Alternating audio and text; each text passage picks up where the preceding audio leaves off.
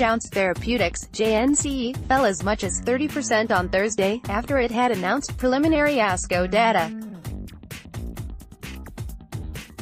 The hope was that the data would be far more substantial than it was, and the stock plummeted because of it. However, I believe that it's too early to denounce the company now. I believe that once updated data is out, it will have a chance to redeem itself. For that reason, I believe the sell-off is not justified. Preliminary Data Jounce Therapeutics presented its data at the American Society for Clinical Oncology (OTC) ASCO 2018. The data was derived from patients treated with the company's JTX-2011 treatment alone and in combination with Bristol Myers Squibb BMY Opdivo. The data came from the study known as ICONIC, which treated multiple solid tumor types. The tumor types that were treated were gastric cancer and triple-negative breast cancer. The results were as follows. Gastric cancer patients treated with JTX-2011 monotherapy 1 partial response out of 7 patients. Gastric cancer patients treated with JTX-2011 and Opdivo combination 2 partial responses, and 2 stable disease out of 19 patients. Triple-negative breast cancer patients treated with JTX-2011 2 out of 5 patients with stable disease. Triple-negative breast cancer and Opdivo combination, 1 partial response out of 15 patients. Potential bounce back. While the data is not as good as the company hoped it would be, there is one important thing to understand with respect to this data. The published abstract results were for data that was evaluated back in January 27, 2018. That is because the updated data can't be revealed until the ASCO conference takes place. The new data is expected to be updated for the April 4, 2018 cutoff date. I think that there was a sell first ask questions later mentality that occurred. Had this been the final updated data for this study, then I would agree with the stock trading lower. However, until the full dataset is revealed, it is too early to make that determination at this point in time. There is another issue that must be pointed out, which is why I don't agree with the sell-off in the stock. That point being is that these patients were in a heavily pre-treated population. These patients likely had multiple treatments, maybe 3 or more, before they even entered into this study. It is not easy to treat a cancer population that has already failed on multiple prior therapies. I think that investors got too hung up on the numbers, and not on the fact that this treatment was at least able to help some of these patients. The thing is that the updated data that will be presented at ASCO is what will determine the future of the JTX-2011 program.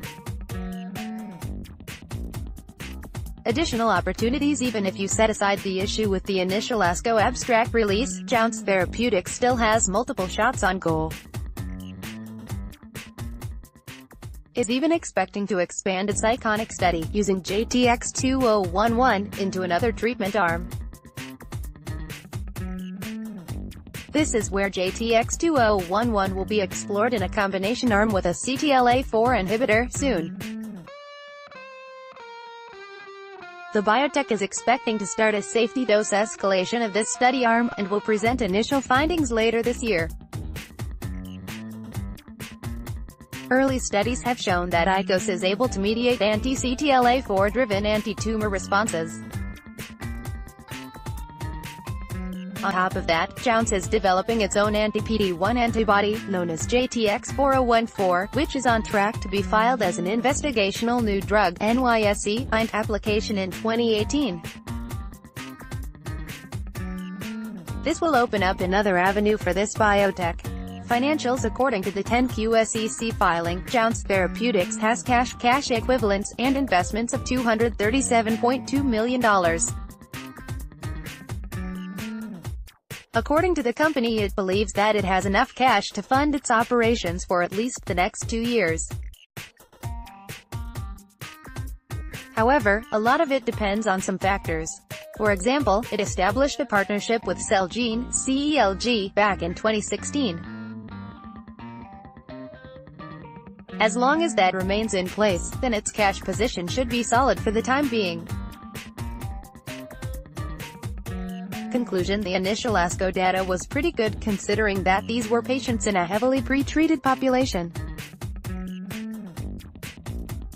You have to remember these patients on average have gone through 3 or more therapies, and quite possibly more before being enrolled into the iconic study.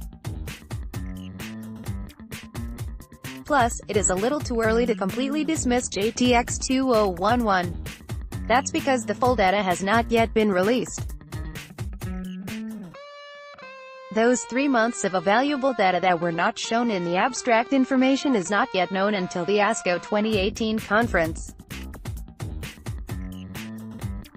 I would think it's best to first see the final data before coming to a conclusion on how good or bad the dataset is. The risk is that the remaining results may not be as good as hoped. There is a chance of that happening. However, there is also a possibility that the newly updated data could come out stronger than the initial ASCO abstract presented. In that case, the stock could bounce higher. This biotech is good anyways, because it still has other programs in the pipeline. Therefore, even if JTX-2011 doesn't succeed, it will still be good for the long term. Even JTX-4014, the anti-PD antibody candidate, sounds very promising. Disclosure: we have no positions in any stocks mentioned, and no plans to initiate any positions within the next 72 hours. I wrote this article myself, and it expresses my own opinions. I am not receiving compensation for it, other than from Seeking Alpha. I have no business relationship with any company whose stock is mentioned in this article.